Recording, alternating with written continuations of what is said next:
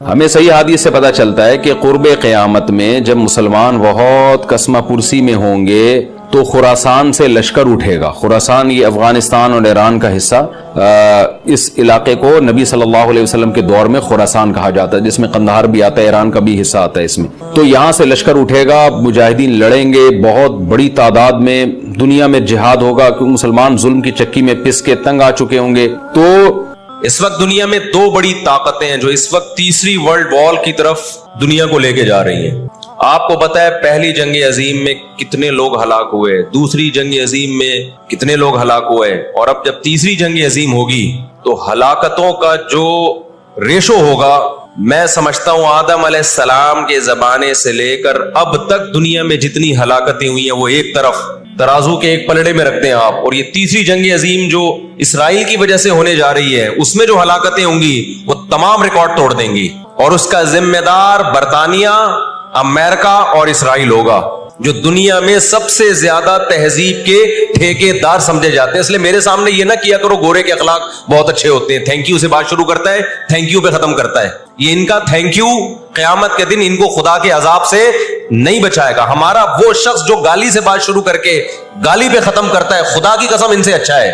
وہ دنیا میں وہ ظلم اور بربریت نہیں کرتا جو یہ لوگ کر رہے ہیں. بہت آج نا ایٹیٹیوڈ ان کے اخلاق، ان کی سڑکیں، ان کے روڈ. او بھائی دنیا کا خون چوس رہے ہیں یہ، اس اخلاق کا کیا کر رہے ہیں آپ نے؟ عراق میں جو بھوک سے بچوں کو مارا ہے وہ کس نے مارا ہے؟ مسلمانوں نے مارا ہے یا ان 27 اتحادیوں نے مارا ہے؟ وہ عراق اب تک اپنے پاؤں پہ کھڑا نہیں ہو پایا ہے. اس تباہی کا جو سینکڑوں بچے یونائٹڈ نیشن کی رپورٹ کے مطابق عراق میں بھوک سے مرے ہیں، ان کا ذمہ دار سعودی عرب ہے، پاکستان ہے، یا وہ 27 اتحادی ممالک ہیں جو سارے غیر مسلم کنٹریز ہیں جنہوں نے 27 ملکوں نے مل کے عراق پہ حملہ کیا تھا اور جھوٹا الزام لگایا کہ ان کے پاس کیمیکل ہتھیار ہیں. اب بھی دنیا کو اگر ہوش نہیں آتا اور کفر کی حقیقت سمجھ میں نہیں آتی ہے، ہمارے لبرل اور سیکولر طبقے کو جو صبح و شام ان کے گن گاتے ہیں، تو پھر آپ کو اس کا اللہ کے سامنے حساب دینا پڑے گا. آج کے جو اخلاق ہیں نا دنیا میں، ان کی کیا ویلیو ہے؟ باپ پر 1 روپیہ خرچ نہیں کرنا، ماں کے لیے، ابا کے لیے اولڈ ہاؤس، اور اماں کے لیے کیا ہے؟ بولتے کیوں نہیں بھائی؟ اولڈ ہاؤس ہے. کبھی لڑتے نہیں ابا سے، کبھی لڑتے نہیں اماں سے. اس سے اچھا وہ بچہ ہے جو کبھی کبھار ابا سے لڑ بھی لیتا ہے، اماں سے لڑ بھی لیتا ہے، لیکن اسے پتا ہے کہ میں نے آخری دم تک ان بوڑھے ماں باپ کو اپنے سے جدا نہیں کرنا. وہ لڑکے توبہ استغفار کر لیتا ہے، وہ زیادہ بہتر ہے. دیکھنے میں یہ بدتمیز لگے گا آپ کو، خدا کی نظر میں اس کا مقام اس سے زیادہ ہے جو تمیز دار ہے. اس تمیز کا کرنا کیا ہے آپ نے؟ کہاں گئی وہ عالمی طاقتیں؟ کہاں گئے وہ تہذیب کے ٹھیکیدار جو ہمیں تہذیب سکھاتے ہیں؟ ساری دنیا ایک بات جانتی ہے کہ 18ویں 20ویں صدی سے پہلے مکمل فلسطین یہ کس کے پاس تھا؟ بولو بھائی. یہ عربوں کے پاس تھا، مسلمانوں کے پاس تھا، ایک عرب کنٹری تھا. کون سے لا اور کون سے قانون کے تحت اس کو یہودیوں کے حوالے کیا گیا؟ زیادہ لمبی بحث نہ کیا کریں، اسے کہیں ماضی کی طرف جاؤ. کون سے قانون کے تحت اس میں یہودیوں کو لا کے زبردستی بسایا گیا ہے؟ آج بہت سے لبرل لوگ، سیکولر لوگ، یا وہ مذہبی لوگ جو اصل میں ان کے دماغ میں سافٹ ویئر سیکولرزم ہی کے انسٹال ہوئے ہیں، انہوں نے لبادہ مذہب کا اڑا ہوا ہے. آج وہ بھی چھپے لفظوں میں اسرائیل کی حمایت کر رہے ہوتے ہیں کہ جی زمینیں تو فلسطینیوں نے بیچی تھی یہودیوں کو. آپ اگر اپنے ملک میں کسی کو زمین خریدنے دیتے ہو تو کیا اس کا یہ مطلب ہوتا ہے کہ کل وہ آپ کا باپ بن جائے؟ دنیا میں کہیں کسی کنٹری میں یہ لا ہے کیا؟ آپ نے اجازت دی اپنے پڑوس میں آ کے کسی شخص کو رہنے کی، کل اس نے آپ کے مکان پہ بھی قبضہ کر لیا، کل اس نے اپنی ریاست کا اعلان کر دیا. دنیا میں کہیں بھی اس بات کو تسلیم کیا جائے گا؟ دنیا میں 2 بڑی جنگیں ہو چکی ہیں، ان دونوں بڑی جنگوں میں کہیں بھی کسی مسلمان کا نام بولو نہیں آئے گا، کہیں بھی نہیں آئے گا کہ یہ کسی فلاں مسلم کی وجہ سے ہوئی ہے یہ جنگ. اور اب تیسری جنگ عظیم کی طرح، اور یہ جنگ ہوگی، یہ ذہن میں رکھیں، کیونکہ فلسطینی کسی قیمت پہ بھی یہودیوں کا تسلط فلسطین میں برداشت نہیں کریں گے. They fight to die. وہ لڑ کس کے لیے رہے بھائی؟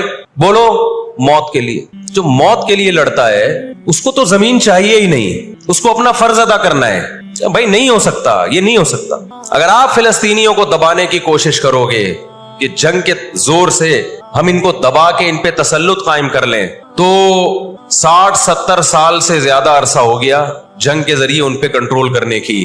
اب تک کنٹرول، یہ 60 سال کا عرصہ بہت ہوتا ہے. اور اس میں آپ یہ نہ دیکھیں کہ چند یہودی تھے، چند ہزار یا چند لاکھ، اس کے پیچھے بہت بڑی طاقت جس کو امریکہ کہا جاتا ہے، اس طاقت کا بھرپور استعمال، اس کی مکمل سپورٹ کے بغیر کے باوجود بھی اب تک فلسطین پر مکمل کنٹرول نہیں ہوا ہے۔ انہیں کیا مل رہا ہے ان فلسطینیوں کو بھائی؟ آج وہ اسرائیل کے سامنے ہتھیار ڈال دیں، اسرائیل ان کو نیشنلٹی بھی دے گا، اسرائیل وہ لگژری لائف ان کو دے گا جس کا میں اور آپ تصور بھی نہیں کر سکتے، وہ لگژری لائف دے گا ان کو، لیکن وہ کسی قیمت پہ بھی آمادہ نہیں ہوں۔ تو افسوس ہمیں اس پر ہوتا ہے کہ جب ہم نیٹ پہ دیکھتے ہیں نا انڈیا ساتھ دے رہا ہے اسرائیل کا، اوپر سے کچھ بیان داغ دیتے ہیں تھوڑے سے فلسطینیوں کے حق میں تاکہ لوگوں کی تھوڑی سی ہمدردی ہمیں ملے، پس پردہ مکمل کس کو سپورٹ کر رہا ہے؟ اسرائیل کو۔ امریکن نیوز چینل بھی اوپر سے بیان دے دیتے ہیں فلسطین میں ظلم ہو رہا ہے، ہم نے اس کو روکنا ہے، مکمل سپورٹ کس کو کر رہا ہے؟ امریکہ، اسرائیل۔